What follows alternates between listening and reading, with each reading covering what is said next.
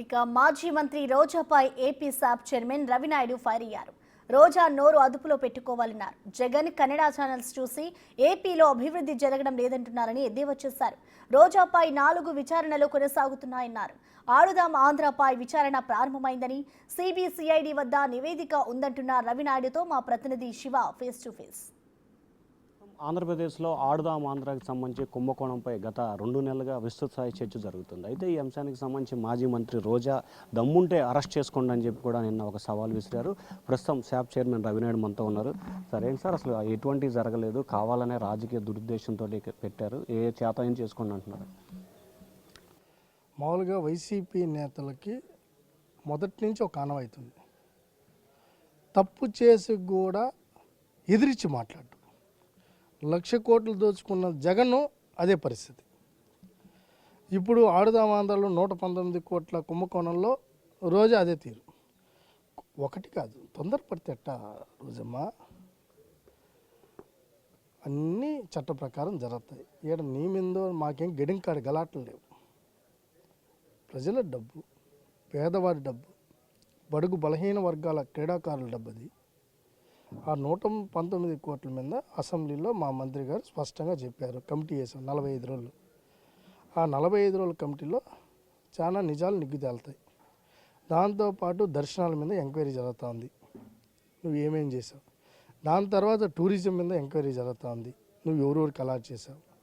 ఇంకా నగిరిలో ఏం చేసావు అది కూడా జరుగుతూ ఉంది. ఎందుకు అప్పుడే ఈ ఒక 1 నెల రోజులు ఎక్కడో దాంకున్నారు. ఇంకా నాకు తెలిసి ఆ జగన్మోహన్ రెడ్డి, సజ్జల రామకృష్ణారెడ్డి ప్రెజెంట్ చేసి నువ్వు అధికార పద్ధతిగా ఉన్నావు కదా, నువ్వు రావాల్సిందే, ప్రెస్ మీట్ పెట్టాల్సిందంటే నేను చోట్ల కూడా కారుతా ఉన్నాయని చూసి ఉంటారు మీరు. తుడుచుకుంటూనే ఉంది. ఈడేమో నోట్లో నుంచి మాట వస్తుంది, పైన ఏమో తుడుచుకుంటా ఉంది. ఎందుకు తొందరపడతావు? అన్నీ జరగాల్సినటువన్నీ ఒక పద్ధతి ప్రకారం జరుగుతాయి. ఇది క్రమశిక్షణ కలిగిన పార్టీ కాబట్టి క్రమశిక్షణగానే చేస్తాం. మీ మాతో ఆధారాలు లేకుండా ఎత్తి చంద్రబాబు నాయుడు గారు లాంటి లెజెండరీ పర్సన్ కూర్చోబెట్టినట్టు జైల్లో ఇక్కడ జరగదు. ప్రజలకు ఆడుదాం ఆంధ్ర మీద పూర్తి అవగాహన ఉంది, క్రీడాకారులకు ఉంది, మీడియాకు ఉంది, రాష్ట్ర వ్యాప్తంగా ప్రతి ఒక్కరికి ఉంది. మమ్మల్ని ప్రెజెంట్ చేస్తున్నారు ప్రజలు, క్రీడాకారులు. ఇంకా ఆడుదాం ఆంధ్రాది ఇంకా ఎందుకు తేల్చలేదు, రోజాని ఇంకా ఎందుకు జైలుకు పంపించలేదు, మా డబ్బును దోచుకున్న రోజాని ఎందుకు వదిలేశారని క్రీడాకారులు రోజు శాప ఆఫీస్కి వచ్చి మమ్మల్ని ఒడితే చేస్తున్నారు. మేం కాదు, క్రీడాకారులు బాధపడుతున్నారు ఇప్పుడు మా మీద.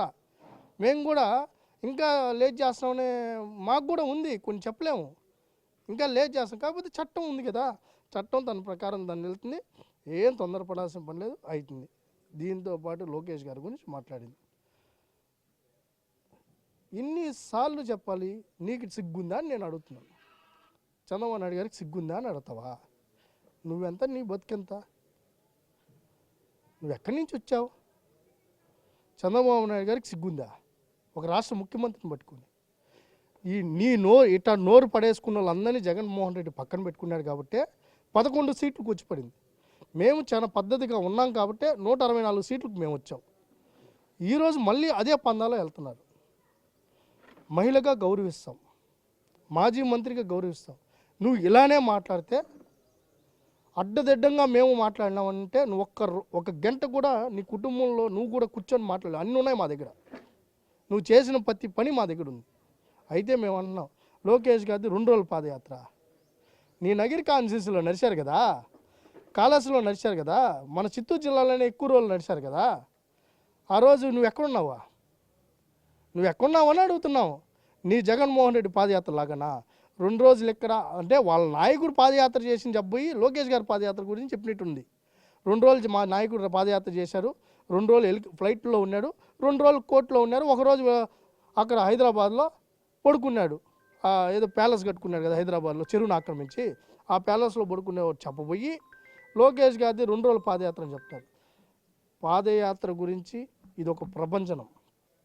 నువ్వు జీవో నెంబర్ 1 తీసుకొని వచ్చారు, స్టూలు పెట్టుకున్నారు, మైక్ పెట్టుకున్నారు. ఇదే చిత్తూరు జిల్లాలో బంగారుపాలెంలో లాఠీ చార్జ్ చేశారు. అన్నీ చేసినా కూడా ఏ విధమైన పాదయాత్ర జరిగిందో మీరు చూశారు. మీ నాయకుడు పాదయాత్ర 2 రోజులు రోడ్డు మీద, అది కూడా తెల్లారితో 1 అవర్ వాకింగు, సాయంత్రం 1 అవర్ వాకింగు. ఇంకా మీ నాయకుడు ఎత్తిపోయిన నాయకుడు, మీది ఎత్తిపోయిన పార్టీ, ఇంకా నిద్రలేసి ఏదో చేసి ఏదో లేపాలని చూస్తే అదంతా అయ్యే పని కాదు. కానీ ఒకటైతే చెప్తాం, రోజా నోరు అదుపులో పెట్టుకో.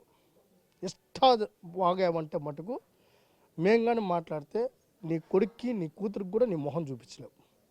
అంటే అసలు ఈ విచారణ ఎప్పుడు ప్రారంభమవుతుంది? 45 రోజుల్లో విచారణ అన్నారు. దాదాపు అసెంబ్లీ సమావేశాలు అయిపోయి కూడా 10 రోజులు అవుతుంది కదా. అసలు విచారణ ఎప్పుడు ప్రారంభమవుతుంది?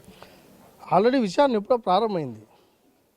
ఇంకా అసెంబ్లీలో ఎమ్మెల్యేలు క్వశ్చన్ చేశారు కాబట్టి మా మంత్రి గారు 45 రోజులు as per assembly rules and regulations ప్రకారం కమిటీ ఫామ్ చేశారు. ఆల్రెడీ సిఐడికి మొత్తం నివేదికలు ఉన్నాయి, విజిలెన్స్ దగ్గర ఉన్నాయి, సిఐడి దగ్గర ఉన్నాయి. అది ఏ క్షణమైనా ఎప్పుడైనా ఎఫ్ఐఆర్ అవుతుంది. నగిరిలో ఉన్నా, చెన్నైలో ఉన్నా, ఆఫ్రికా ఉన్నా, అండమాన్లో ఉన్నా రోజా మటుకు జైలుకి వెళ్ళడం తథ్యం. దీన్ని ఎవరు ఆపలేరు. సార్, నిన్న జగన్ మాట్లాడుతూ టీడీపీ ఇచ్చిన హామీలు అమలు చేయట్లేదు, ఆల్రెడీ ప్రజల్లో వ్యతిరేకత స్టార్ట్ అయిందని చెప్పి అంటున్నాడు. ఏంటి సార్? బెంగళూరు నుంచి వచ్చాడా జగన్మోహన్ రెడ్డి? వచ్చి ఉంటాడు. మామూలుగా వీకెండ్కి వచ్చినట్టు వెళ్తున్నాడు తాడేపల్లి బంగ్లాకి. అసలు ఈ రాష్ట్రంలో ఉండి ఫస్ట్ ఏం జరుగుతుందో తెలుస్తుంది. నువ్వు బెంగళూరులో కూర్చుంటే ఒకవేళ కన్నడ ఛానల్ చూసుకుంటా కూర్చుంటే ఎట్టా? నువ్వు ఇక్కడ చూసి బిగ్ టీవీ చూడు, బిగ్ టీవీ చూస్తే నీకు తెలుస్తుంది మేము ఏమేమి పథకాలు అమలు చేస్తున్నామో, ఏవే పరిశ్రమలకు శంకుస్థాపనలు చేస్తున్నామో, ఏమే కార్యక్రమాలు తీసుకున్నామో, ఎంత ఉపాధి కలిగిస్తున్నామో. ఒకటి లోకేష్ గారైనా, చంద్రబాబు నాయుడు గారైనా, పవన్ కళ్యాణ్ గారైనా ఏమేమి కార్యక్రమాలు చేపడతామో, ఈరోజు డబుల్ ఇంజిన్ సర్కార్ ఏ విధంగా పనిచేస్తుందో తెలుస్తుంది. నువ్వు ఇక్కడున్న తెలుగు ఛానల్స్ చూడకుండా బెంగళూరులో కూర్చొని కన్నడ ఛానల్ చూస్తే ఇక్కడ ఏం తెలుస్తుంది? ఈరోజు నువ్వు ఒక పెన్షన్ 1000 రూపాయలు పెంచడానికి 5 ఏళ్ళు పట్టింది. మేము ఒక రోజులో సంతకం పెట్టి ఈరోజు 4000 పెన్షన్ ఇస్తున్నాం. దాంతోపాటు సిలిండర్ కార్యక్రమం మొదలుపెట్టాం. ఈ జూన్ నాటికి అమ్మఒడి ఏదైతే విద్యా దీవెన వాళ్ళు చెప్పుకున్న అమ్మఒడి, మాది విద్యా దీవెన ఏదైతే ఉందో ఆ కార్యక్రమానికి శ్రీకారం చుట్టాం. దాంతోపాటు మెగా డిఎస్సి ఈ నెలలోనే నోటిఫికేషన్ విడుదల చేస్తున్నారు. ఈరోజు ఏ పరిశ్రమలు అయితే మీ దాటికి తట్టుకోలేక, మీ కమిషన్లకి కట్టుకోలేక, మీకు భయపడి ఇతర రాష్ట్రాలకు వెళ్ళిపోయినారు, వాళ్ళన్నీ మళ్ళీ రిలయన్స్ లాంటి పెద్ద పెద్ద సంస్థలు ఖండించి ఇక్కడ వచ్చి మళ్ళీ పెట్టుబడి పెడుతున్నాయి. టూరిజం డెవలప్ అవుతుంది. దీంతోపాటు రోడ్స్, నువ్వు ఏదైతే 5 ఏళ్ళు వదిలేసావు కదా రోడ్స్, ఆ రోడ్స్ అన్నీ మొన్న పండగలకి రోడ్లు ఎలా ఉన్నాయో ఒకసారి నువ్వు ఎలా తిరగాలనుకుంటున్నావు కదా, మరి నువ్వు మళ్ళీ దాంట్లోనే మళ్ళీ హెలికాప్టర్లో పోతున్నావు. నువ్వు అట్ట కాకుండా వెళ్తే కింద నుంచి వెళ్తే మేమేమేమి రోడ్లు వేసినామో, మేమేమేమి సంస్కరణలు తీసుకొని వచ్చామో, పరిపాలనలో ఏం మార్పులు వచ్చాయో, సంక్షేమంలో ఏం మార్పులు వచ్చాయో, నువ్వు చేయలేంది మేము ఏం చేసామో తెలుస్తుంది. నువ్వు బెంగళూరులో కూర్చొని ఒకరోజు వచ్చేసి తెల్లాతో ప్రెస్ మీట్ పెట్టేసి మళ్ళీ సాయంత్రానికి స్పెషల్ చాపర్లో వెళ్ళిపోతే ఏం తెలుస్తుంది? నేను కూడా బిగ్ టీవీ ప్రేక్షకులు, బిగ్ టీవీ వాళ్ళకి మీరైనా చెప్పండి. బిగ్ టీవీ వాళ్ళు ఒకరోజు మైక్ ఆయన నోట్లో పెట్టండి, ఆయనట రికార్డ్ చేసి పంపిస్తారు, మీరు పెట్టండి. సరే ఈ విధంగా ఈ స్కీమ్ తీసుకున్నారు, మేము ప్లే చేస్తాం, దాని మీద మీ ఒపీనియన్ అడిగితే, లేకపోతే ఆయనకన్నా బిగ్ టీవీ ఏ నెంబర్లో వస్తుందో చూపించండి, ఆయన చూసిన తర్వాత నాకు తెలుస్తుంది.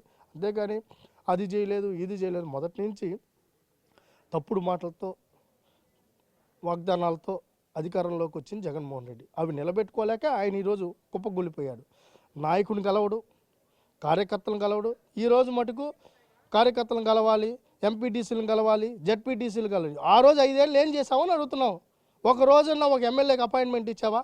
ఈరోజు లోకేష్ గారు ఏ ఊరికి పోయినా ఈరోజు గ్రీవెన్స్ అక్కడ రన్ అవుతోంది. 100 మందితో కలుస్తున్నారు, కార్యకర్తలతో సమావేశం మేము చేస్తున్నాం కాబట్టి మేము ధైర్యంగా పోతున్నాం. నువ్వు చేయలేదు కాబట్టి దాంకున్నావు, ఈరోజుకి దాంకున్నావు.